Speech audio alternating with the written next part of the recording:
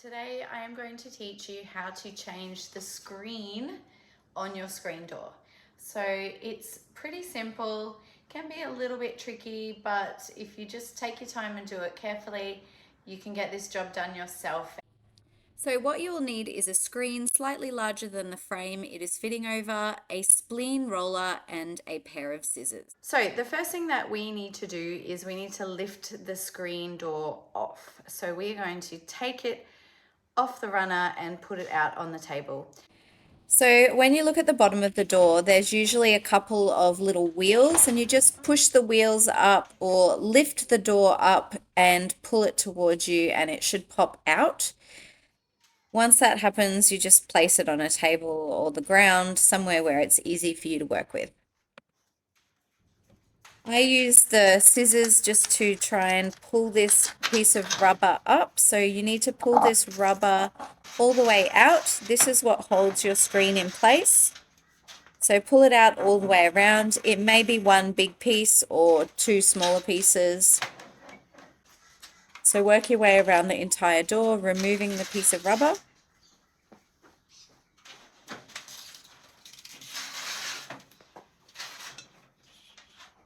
Then use your spline roller and the hook that it has on the other end to pull up the screen and remove the old screen. This is also a good opportunity to give it a really good clean. A lot of leaf litter and dirt builds up at the back of the screen between the metal and the mesh. So give it a really good clean out while you've got the opportunity. Then grab your new screen. I recommend purchasing one that is slightly wider and slightly longer than your door or window that you're replacing. That way you can just lay it out on top with a few centimeters overhanging each side of the frame, and this makes it heaps easier when you're putting in the rubber. Now you're going to replace the rubber that you removed. I always just reuse the same rubber because I know that it is the right length, but it's also bent so I can see where it fits in the corners, and I just feel that it makes it a lot easier. However, you can purchase new rubber. So lay it on top and push it down into the corners first. As you can see here, I'm using the back of my spleen to push it in and then running my spleen along it to push it down firmly into the track. You can also see the excess screen, so those few centimeters around each side gives it a lot of space to push it down into the track without you cutting yourself short. So do this same process the entire way around the perimeter of the door or the window frame, and making sure that you're pulling the screen tight as you go around, but not so tight that it tears when you go to push the rubber into the track. So you want it to be without creases, but not incredibly tight. So as you can see, I'm just sort of holding it here with my left hand while I'm running the spleen along and pushing the rubber down with my right hand. It's always good to go over it a couple of times just to make sure that it's in the track very firmly.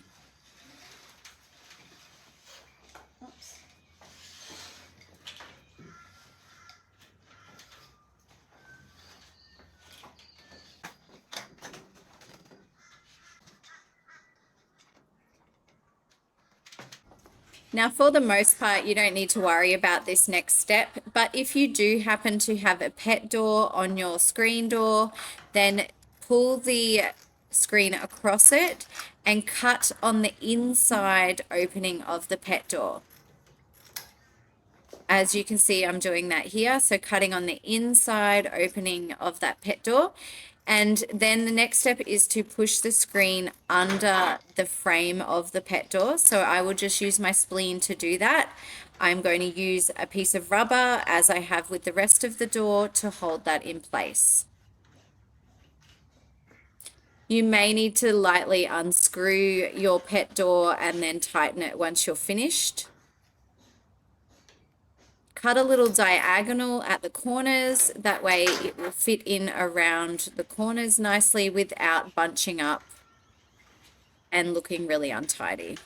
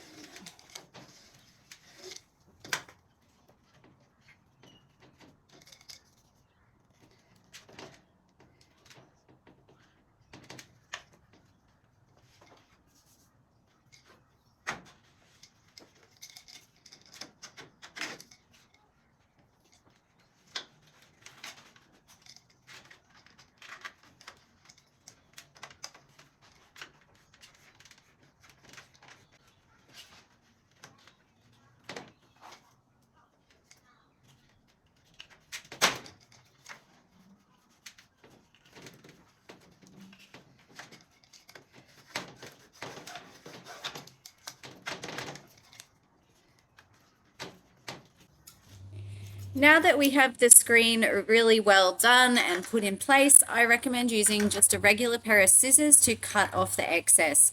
You could use a scalpel, but you risk cutting the screen that you've just put on. So I strongly recommend using a pair of scissors. If you get them in the corner and start cutting up the length of the frame, usually they run along quite nicely and do a really good cut. You just have far more control over the cut using scissors than you would if you were using a scalpel. So cut all the way around, all of that excess can come off now.